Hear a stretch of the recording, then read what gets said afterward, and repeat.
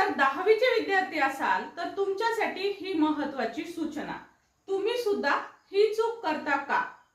पहा, बरेचसे विद्यार्थी प्रश्न लिहित असताना ते क्रमाने लिहित नाहीत.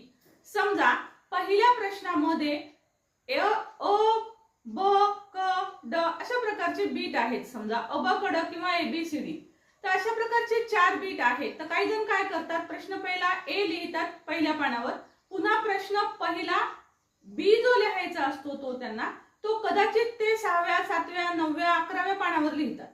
सो अशा क्रमाने जर लिहिलं तर तुमचे मार्क मायनस होण्याची शक्यता असते.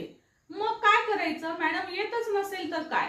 तर बघा, जिथला प्रश्न तुम्हाला येत नसेल तिथला अंदाज तुम्हाला माहित असतो मार्कांनुसार, त्यामुळे तेवढी जागा थोडीशी सोडा. 2 मार्क असतील तर तुम्ही 4 ओळी 6 ओळी अशा पद्धतीने तुम्ही तेवढी जागा सोडून देऊ शकता आणि तुम्ही पुढचं जे क्वेश्चन आहे त्याचा आन्सर लिहू शकता. परंतु आन्सर क्रमानेच लिहा. आणि खात्रीने सांगते, बोर्डचे पेपर तपासते म्हणून सांगते, याचा परिणाम नक्की होत असतो. सो त्यासाठी बिलकुल हयगय करायची नाही आणि क्रमानेच प्रश्न सोडवायचे.